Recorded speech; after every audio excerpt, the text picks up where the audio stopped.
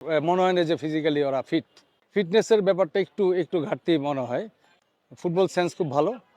এখনই হয়তো তাদের ফুল পটেনশিয়ালটা তারা দেখাতে পারবে না, তাদেরকেও একটা ফিডব্যাক আমরা দিব যে কোথাও ইমপ্রুভমেন্টের জায়গা কোথায় আছে।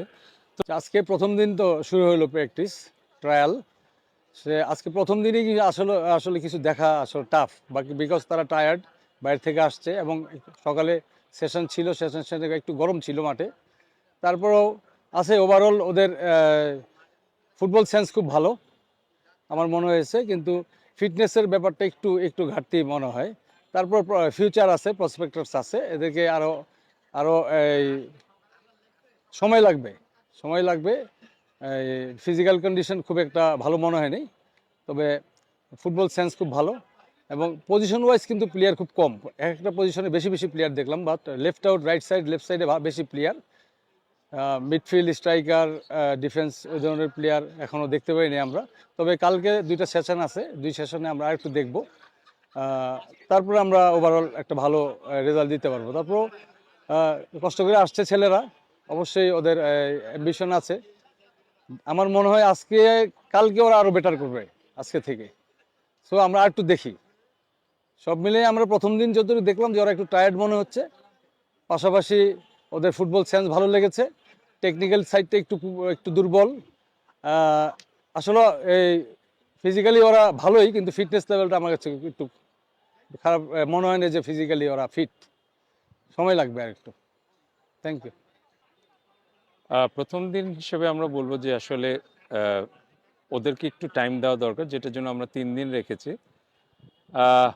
এখনই মন্তব্য করার সময় আসেনি যে too soon to say anything, but আমি এটুকুই বলবো যে তারা যে মোটিভেশন এবং যে আশা আকাঙ্ক্ষা নিয়ে এসেছে, এটাতেই আমরা খুব পজিটিভ তাদের সাথে অ্যাপ্রোচটা রেখেছি, যাতে তারা ভবিষ্যতেও চিন্তা করে। কারণ এখানে অনেক প্লেয়ারই থাকবে যারা ইয়াঙ্গার, এখনই হয়তো তাদের ফুল পটেনশিয়ালটা তারা দেখাতে পারবে না, it will take time, but আমরা ধরে নিচ্ছি হয়তো দেখাবে। তো ওই ব্যাপারগুলি আমরা চিন্তা করি যে সবসময় যে we have to give them some time.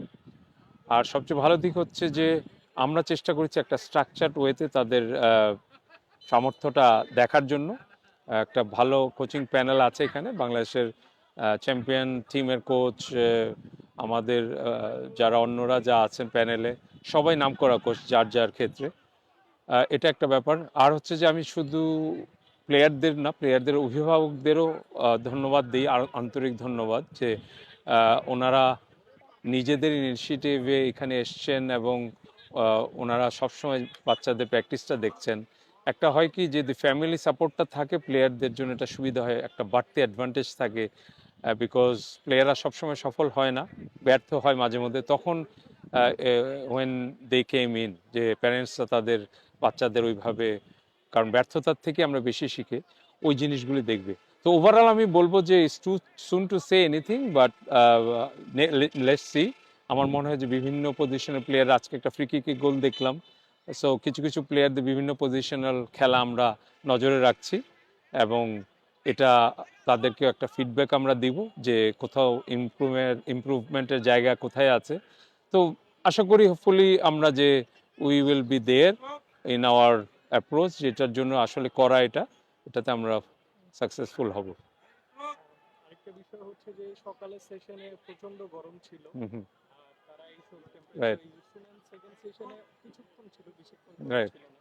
তো আপনার কি মনে হচ্ছে যে তারা এই বিষয়টাতে হিটে কতটুকু অ্যাডাপ্ট করে নিচ্ছে নিজেদের, বা কতটুকু capable? Right.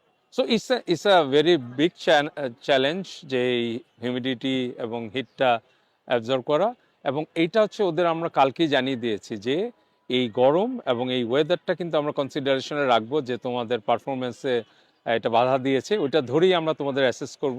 So no need to worry, সেটা একটা ব্যাপার। আরেকটা হচ্ছে ওদের মধ্যে অনেককেই দেখেছি যে it's good, it's all right, it's all good, no problem, আমরা এটাতে করতে রাজি আছি।